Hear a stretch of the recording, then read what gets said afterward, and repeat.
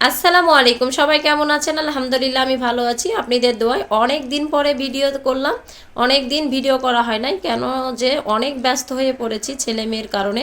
ছেলেকে এক স্কুলে ভর্তি করাইছি, মেয়েকে আর এক স্কুলে ভর্তি করাইছি। দুইজনের কারণে এত পরিমাণ ব্যস্ত হয়ে গিয়েছি, আর ভিডিও করাই হয় না।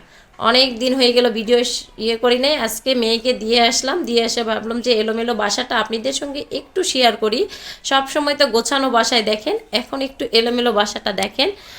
অনেক ডিউটি শুরু হয়ে গেছে। ছেলেকে 7টার সময় দিয়ে আসলাম, মেয়েকে 9টার সময় দিয়ে আসলাম। এখন 9টা 40 বাজে।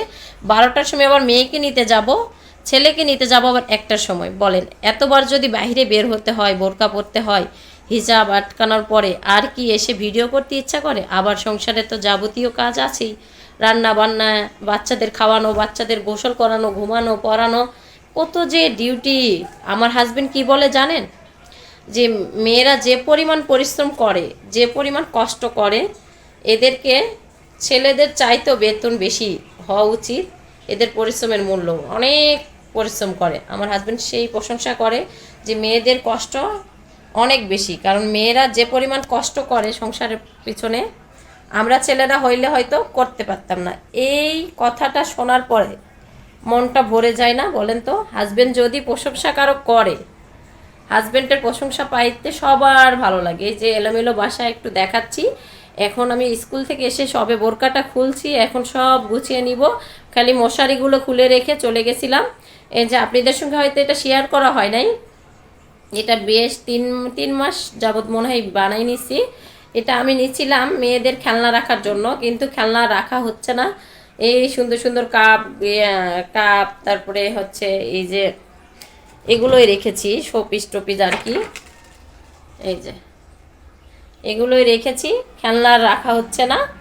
দেখি নেক্সট টাইমে আবার একটা নেওয়ার পরে খেলনা রেখে দিব।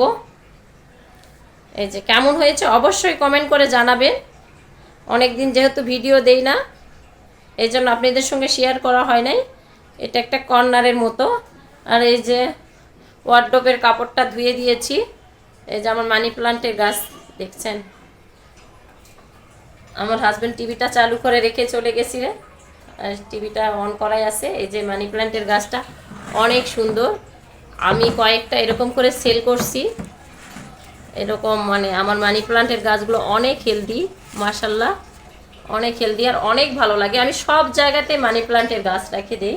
আমার মানি প্ল্যান্টের গাছ রাখতে মানে প্রচণ্ড ভালো লাগে। এই যে দেখছেন ড্রেসিং টেবিল কর্নারে, এটা আমিও পানিতে দিয়ে মানি প্ল্যান্ট রেখেছি। এলোমেলো বাসায় আজকে দেখাচ্ছি।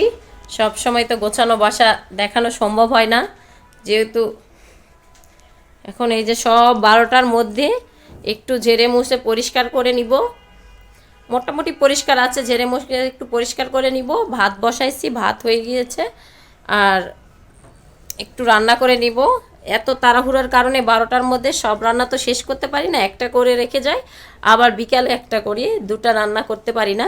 এই যে আমার এই বিমের পাশে একটু ফাঁকা জায়গা ছিল, এখানে আমি এই যে গ্লাস দিয়ে থাক থাক করে নিয়েছি। যেহেতু নিজের ফ্ল্যাট, এখানে আর সমস্যা নাই ডিল করা। ইনশাল্লাহ এই সবেমাত্র ফ্ল্যাটটা কিনলাম, ইনশাল্লাহ পরে ডেকোরেশন করব। ডেকোরেশন করতে অনেক টাকায় লেগে যাবে, 3-4 লাখ 5 লাখ টাকা চলে যাবে। এজন্য আর ফ্ল্যাটে হাত দিচ্ছি না। এইভাবেই সিম্পলভাবে অল্প টাকার মধ্যে এমনি বাসায় ওই গ্লাস ছিল, এগুলো দিয়ে রেখেছি। আর এই যে মানি প্লান্ট রেখেছি, তারপরে এই যে অ্যাকোরিয়াম ছোট ছোট এইভাবে রেখেছি আর কি। আর ভিডিওটা যদি ভালো লাগে অবশ্যই সাবস্ক্রাইব করে দিবেন। এই যে ছেলের রুমটা এখন সব গুছিয়ে নিব। আর আমার জন্য সবাই দোয়া করবেন। আল্লাহ হাফেজ।